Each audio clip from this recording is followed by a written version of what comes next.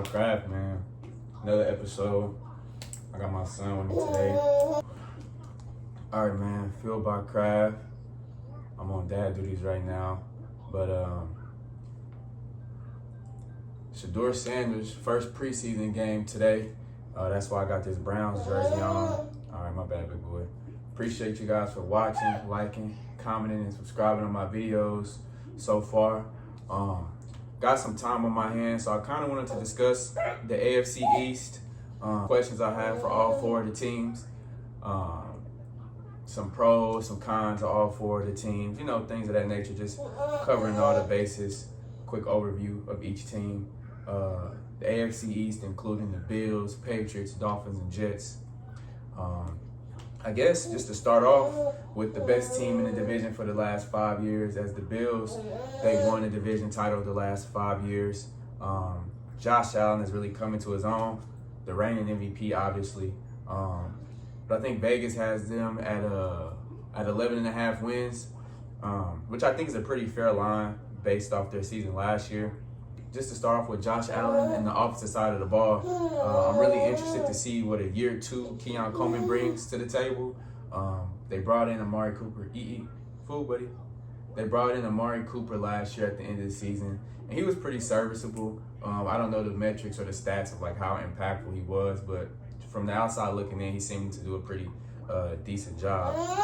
But like I said, with a year two Keon Coleman and the signing of Joshua Palmer, I think one of those guys has to step up. Other than the Shakur guy, the slot receiver that they have, he's pretty reliable. But I think in order for the Bills to have a chance at actually contending for a championship, beating the Chiefs in the AFC Championship game, which they're 0-4 against postseason Mahomes, I think they wide receivers really need to step it up. Because in my opinion, the best Bills team is when they had Gabe Davis and Stephon Diggs in that wide receiver room. And that's when they had the best chance, honestly, and had a game won if it wasn't for the 13-second comeback by Mahomes and the Chiefs. James Cook is still holding out, I believe, so that's something to watch out for. He had a pretty big year last year and is really important. And like any football team, the run game opens up the pass game. So he believes he deserves more money. He sees guys getting paid. I'm not too sure what number he's requesting. But obviously, if he's holding out, the Bills don't see that he is worth that money or whatever the case may be. So hopefully they find a fair ground and get that man paid so we can watch some good James Cook football. I'm a Jets fan, but I'm not one of those fans who wish bad on the opposing. It's not that serious. I just like football. So, yeah, offensively, that wide receiver room is questionable, but I think they got potential. And if they can bring back James Cook and get him started before the season, I think that'll really help Josh Allen and kind of take the load off.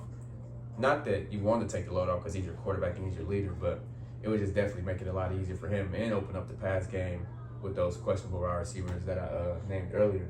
And defensively, I got some questions with them on defense.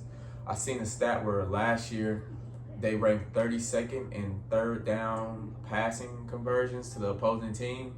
I might have messed the wording up, but pretty much on third downs, they were the easiest team to pass on and convert a third down on in the league last year. So their secondary, hopefully they step that up. They drafted Maxwell Harrison out of Kentucky, super fast DB, who I believe can add some instant impact. Now, I don't think he'll be like cornerback one and everything coming in, but I think he'll see the field a lot. And he's going to a DB room that needs him. Super fast guy, so for a team that plays Tyreek Hill twice a year, I think that was a pretty wise pick. But hindsight is 2020. I believe Tyreek Hill will be out of the division before the season ends. So hopefully, you know, Maxwell Harrison's speed can still give their defense an advantage. Good job, big boy. Is it good? Right, he eating blueberry, pears, apples, and avocado. Already.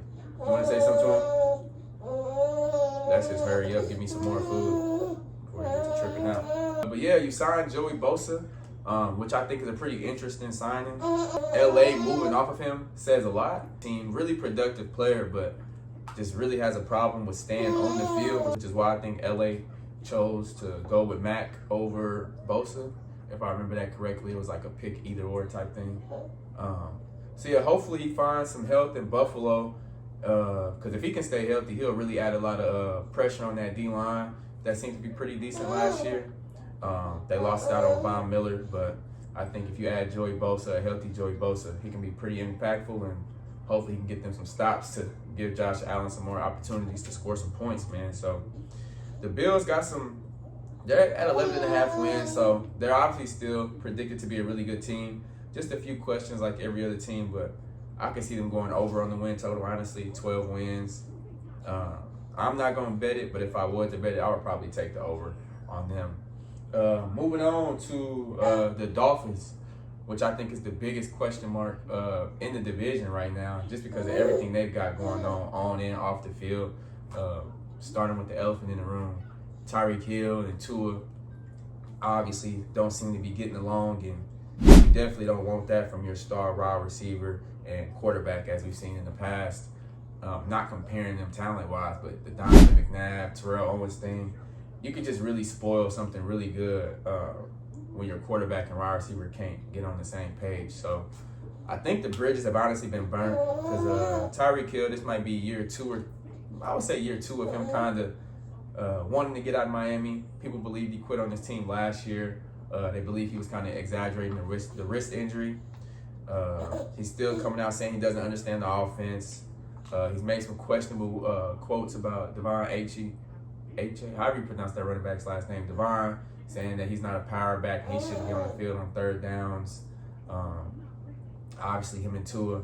So it's just kind of making it weird. And in the game of football, chemistry is very important on and off the field. And if you can't get along with the guys that you're on the same team with, it makes it hard to go to war for them. And you really don't want nobody in them pads with the same jersey as you defending you if they don't really care to defend you, if that makes sense. So I think Tyreek Hill is out of there. But for fantasy purposes, hopefully he gets it rolling, they get it going. Here you go, buddy. Vegas has the Dolphins at around 8.5 wins, over and under. I honestly got them going under. Outside of the Jets, I feel like it is very likely for the Dolphins to finish last in the division. Mike McDaniels, I believe, is on the hot seat. The Dolphins haven't won a playoff game since 2000, man. So that's not even the year after I was born. So for my whole lifetime, I've never seen the Dolphins win a playoff game. And I think that at some point, I think McDaniels, he's been to the playoffs 2 out of the 3 years coaching or something like that. He hasn't racked up a playoff win. So at some point, they're going to start to need to see some results. I think a playoff win can save his job and give him a little bit more life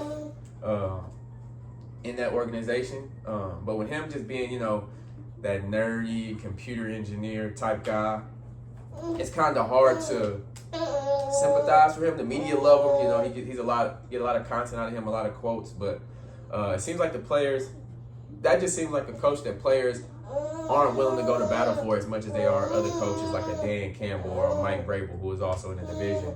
Here you go, big boy. He's not crying, I promise. He just makes that noise when he wants more food, and I don't know if y'all can tell, but he is a big boy. So that's a huge red flag for the Dolphins. Switching to something positive and going to the opposite side of the ball. Chop Robinson, from week 9 to week 18, so for like the second half of the season, Chop Robinson recorded like 6 sacks. Their first round draft pick last year in the 2024 draft. So that's a huge bright spot, especially with them losing out on Calais Campbell. I'm not sure Bradley Chubb is still at where he needs to be at. I thought he was going to be a lot better than what he was, especially when he was in Cleveland. Not saying that he's a bad player or anything, but and what's that other guy, that Phillips dude? Is it Jalen Phillips for the Dolphins? Hopefully he can stay healthy and get some things going on that defensive line and kind of get them going after the quarterback. Jalen Ramsey gone, Jonnu Smith gone. 2 really good, impactful players for the Dolphins last year, but in return, you do get Minkah Fitzpatrick, who was drafted by the Dolphins and spent his first few years in Miami, so he's familiar with the area and things like that. Maybe I just had Minkah higher. Maybe I'm in the minority with Minkah, but I had him ranked a lot. Higher than a lot of other people. I just read an article earlier today where they said he made very minimal splash plays in Pittsburgh, and that's why, they just expected a lot more out of him. I don't know. I didn't hone in on Steelers games, but I just thought he was always a really good football player, so it kind of shocked me when they got off of him. But in Miami's defense, you get a younger guy, Minka Fitzpatrick, at DB. And it's a good trade because you did lose out on Javon Holland in free agency. If I'm not mistaken, he went to New York. So you do feel that safety position right back up, and hopefully Miami can get him back rolling in those all-pro conversations and one of the top safeties in the league. So Jonnu Smith is out, and you add Darren Waller, who was retired up until a few months ago. Like if you lose out on Jonnu Smith, so you do get somebody else in that tight end room. This isn't 2018, 2019, so I'm not sure what Darren Waller has left in the tank. A lot of people say you're only as good as what you last put on film, and him on the Giants wasn't great, but he wasn't used in the right way in New York, I believe. So hopefully in Miami, he gets a lot of action on offense, some check downs for Tua, and hopefully Tua stays healthy. I feel like that's also one of the more important things of this Dolphins team is the health of Tua. When healthy, here you go, big boy. When healthy, I think Tua is a fringe top 12 quarterback, if we're being honest. He doesn't have the arm like guys like Justin Herbert, Mahomes, and Josh Allen has, but his accuracy alone and his ball placement is top 5. So that alone, I feel like, would boost him into like the top 10, top 12 quarterback conversations. Moving on to the team that I think has the best chances of doubling their win totals from last year are the New England Patriots. They signed new head coach Mike Vrabel, which I think was a great signing. He also interviewed with the Jets, which I really wanted him to get that job, but seeing how Aaron Glenn is working the team and getting more familiar with Aaron Glenn, I'm not mad that the Jets and Vrabel, kind of went separate directions on that. But yeah, the Patriots get a really good coach, a culture-building coach, a team that I feel like needs some culture post Belichick and Brady. Since those guys are gone, I feel like the Patriots have been one of the worst teams in the league. And even just like on paper, they haven't been a good team. It's not like one of those teams where they've got the guys in the building and they just aren't producing. I think they've just been bad on paper and production-wise. They had the worst wide receiver room in the league last year. And when you add Stephon Diggs, Mac Hollins, and draft Kyle Williams, I think you address that the right way. You get to a veteran guy who can still produce. Mac Hollins, a big body 50-50 guy, and Kyle Williams, who I believe was a top 5 receiver coming out of this draft. I had him ranked. I think he's really good out of Washington State. Give me a second, y'all. Let me get him together. Oh, big boy. Say what's up. Look at his face. Me and my boy. But like I said, Mike Vrabel is a really good culture-building coach. Good job, big boy. And I think Kyle Williams out of Washington State is going to be really good, really speedy, twitchy receiver. I could see him getting a lot of action in the slot. So that'll be interesting to see how the Patriots use him. I read a lot of articles on all these teams just because, it's impossible to know what's going on everywhere. So I read a lot of articles on these teams, and I read where they're saying the offensive line is still experiencing a lot of trouble in New England. They did draft Will Campbell, which I was pretty happy about because that allowed my Jets to get Armand Membu, who actually is from 20 minutes away. So that's pretty cool. But they're saying, the beat reporter, I think his name was Chris something, he said the offensive line was still struggling. It's training camp, it's early. Every team's got areas they're struggling in. Hopefully the offensive line will get their things together because I know Mike Vrabel really loves to run the ball. And Trayvon Henderson, Ramondre Stevenson, that's a really good running back room in my opinion, one of the more slept-ons in the league. And I'm just a big Trayvon Henderson guy. The Jets have a pretty decent running back room, but another guy that I really wanted the Jets to take, especially around that time where the Breece Hall trade rumors were going on. They got Drake May some pretty decent weapons, and I think I had Drake May as quarterback 1 coming out of the draft this past season over Caleb Williams and Jaden Daniels. Obviously, hindsight is 20/20. He's obviously not better than Jaden and probably not better than Caleb, but that's just how I felt. But that doesn't mean he can't be a really good quarterback. I think he's really good, great size, great arm, can roll out and extend plays with his legs. But now that you give him weapons, like I said, he had the worst receiving room in the league last year. 15 touchdowns, 10 picks. So hopefully a veteran guy like Stephon Diggs and him can get on the same page and turn that thing around for year 2 Drake May. The Patriots lost 6 one-score games last year. And if anything, that's just the team that record showed that they were a lot worse than what they really were. Because, losing one-possession games, there's a few plays here or there where, you could have made an adjustment. you winning the game. Even just winning half those games will put you in a totally different position. So I think once they can learn how to finish games, which I think Mike Vrabel will make a key point, I think the Patriots can really win a lot of ball games. And I got them as a wild card team in the AFC.